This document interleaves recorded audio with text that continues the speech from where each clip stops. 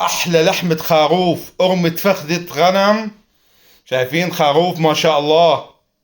وهلا رح نعطيكم الوصفة خطوة بخطوة ان شاء الله، خليكم معنا. السلام عليكم ورحمة الله وبركاته.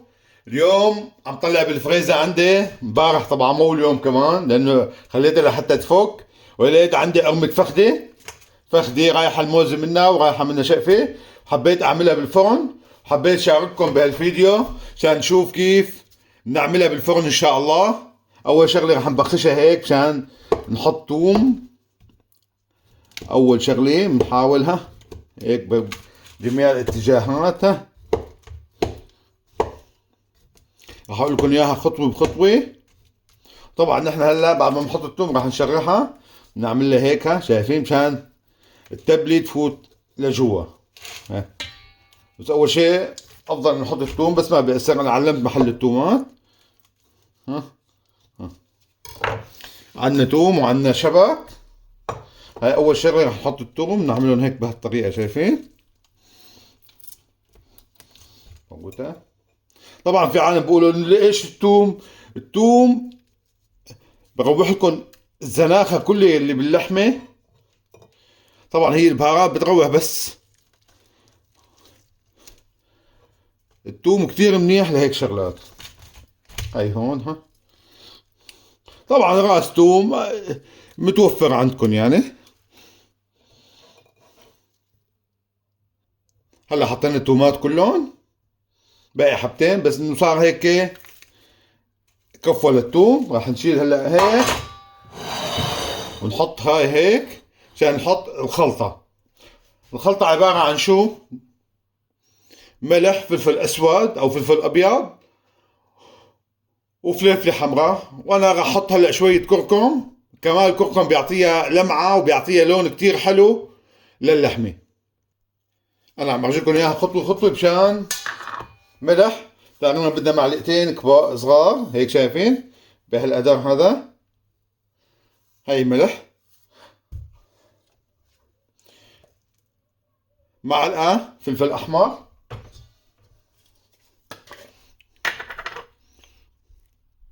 معلقة كبيرة هيك شايفين فلفل ابيض. طبعا الاسود بيشتغل، يعني هي اصولها بالاسود بس انا بستخدم الابيض اكثر شيء، لانه دائما للدجاج الابيض وللاسود فلفل الاسود للحمه. وهيك تقريبا نص معلقه كركم، عودة صفرة بسموها كمان عشان تعرفوها. راح احط شبك. طبعا انا بدكم تحطوا اكثر بدي، بس انه هيك كميه كافي. طبعا راح نحطهم بالزيت هيك كميه. تقريبا انا عندي اللحمه تقريبا شي كيلو وشوي، طبعا حسب الكميه بتحطوا البهارات. واحط زيت. طبعا الشبك اللي بيحطوه العالم بالاخر، بس انا حطيته بالاول هلا ما بيأثر. وبحطوها مع البطاطا والجزر، بس انا راح احط شوي هون وشوي هون. وهلا بخلطهم هيك بهالخلطه هيك شايفين.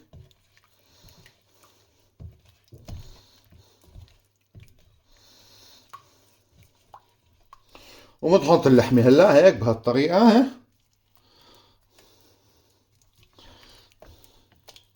اللحمه اذا بتخلوها قبل بيوم يعني بالفريزر بكون احسن، عفوا بالبراد. يعني هلا هاي هيك بتغطوها وبتحطوها لبكره، والمستعجل اقل شيء ساعتين. هاي الخطوة. في عالم بحطوا لبن كمان بصير تعطيها لون. انا عاملها بلبن ومن دون لبن. فوتوا على قناتي مأكولات ابو محمد، وعندها قناة مطبخ ومأكولات الشيف احمد، تنتين فيهم كتير شغلات حلوة. هلا هيك خلصت الخلطة تبعتنا، شايفين ما اسهلها. وهلا شو راح نساوي؟ راح نحطها بالبراد لبكره. شايفين هلا غطيناها هيك. بس انا برأيي مثلا كل ساعتين ثلاثة حاولوا تقلبوها بالبراد، بكون افضل، بتكون غبت مزبوط وانه صاير شايفين. او بتحطوها بشكل انه كلياتها، بس هي لانها سميكي لانه هاي شقفة فخدة. بدكم تقلبوها بكون افضل، بصير بتغب على كل الجهات التبلة. ومثل ما بدكم اذا ما عندكم هاي الفوليا بكيس نايلون بتتغطى عادي، يعني ما أنا هاي المشكله، بس بالافضل انه تغطوها. ولا راح احطها بالبراد مثل ما بدكم كل ساعتين ثلاثه، اذا بتحركوها بكون افضل، ما كنتوا حابين تحركوها كمان انتم حرين، ما في مشكله يعني. حبايب قلبي، حبايب قلبي، السلام عليكم. هي يوم تاني خليناها، انا خليتها 24 ساعة منقوعة، شايفين؟ طبعا كنت عم اقلبها بالبراد كل ساعتين ثلاثة، كنت عم اقلبها، شايفين ما شاء الله. هلا شو راح نساوي؟ راح نحطها بالصينية اللي بدنا نطبخ فيها. ها حطيناها بالنص تقريبا هيك هو. هلا نحن عنا بطاطا وجزر، راح نحطهم بالتبلة نفسها ونحركهم هيك هالتحريكة هاي. طبعا انا ما راح اخليه، طبعا احنا كبرناها شقفة البطاطا، شايفين؟ راح نحركها ونحطها مع بالصينية.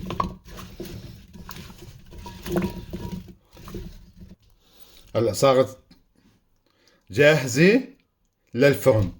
طبعا الجزر والبطاطا ما حطيت له شيء، في عالم بحب يحطوا فليفلي بصل، كله بصير كوسة، كله بيمشي حاله، يعني ما الفكرة انه ما يمشي حاله، بيمشي حاله، بس انا حطيت بس جزر وبطاطا. بس في عم بحط بصل، فليفلي، كوسة، باذنجان، بس سبحان الله انا لقيت انا هيك بحبها يعني. طبعا هالاكل اذواق يعني، بس بصير عالم كتير بتعملها. ولا راح احطها بالفرن تقريبا، انا برأيي بدها هاجي حوالي ساعتين ونص، بتكون ان شاء الله 100%. هلا كمان راح نغطيها بورق زبدة بعدين بسلفر. هلا راح اعطيكم اياها خطوة بخطوة. انا شو بسوي للسلفر؟ ببلها بمي، شايفين؟ وبحطها تطلع اضبط. بعملها هيك بهالطريقة، شايفين؟ بحاول.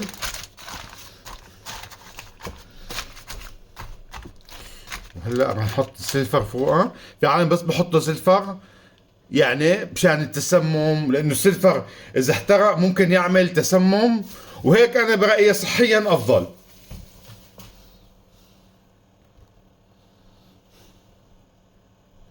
شايفين كيف عملتها بالسلفر؟ بالسلوفان، ما بعرف كل بلد له اسم يعني، ورق قصدير، شو بدكم سموه، ما في مشكلة. وهلا بنحطها بالفرن تقريبا، بدها شي حوالي على درجة 200. انا برأيي انا راح احطها ساعتين ونص وافقدها، وقلكن قديش ضل في وقت. يلا هلا راح نغيب ساعتين، زمان ساعتين ونص، ونرجع لكم ان شاء الله. هلا طلعناها من الفرن، صار لها ساعتين ونص تقريبا بالفرن. شايفين؟ شايفين ليش بقول لكم نحطوا ورق زبده؟ شايفين كيف هيك التدعت ورقه الزبده؟ يا عيني يا عيني يا عين. هلا بدنا نحطها شغله ربع ساعه هيك استوت. ها شايفين؟ ما شاء الله، شغله ربع ساعه بس مشان يتحمر، بعدين راح نطالعها وعلى الاكل. ما شاء الله طلعناها تحمرت، يعني شو هالجمال. هاي شقفة فخدي يعني، تقريبا قرمة فخدي. في عالم بيعملوها كتف بتطلع طيبة، شايفين ما شاء الله. إذا عجبكم الفيديو دعمونا بلايك وشاركوا بقناتنا واعملوا شير بين أصدقائكم عشان يعرفوا كيف التتبيلة. كتير تتبيلة سهلة وبسيطة حبايب قلبي.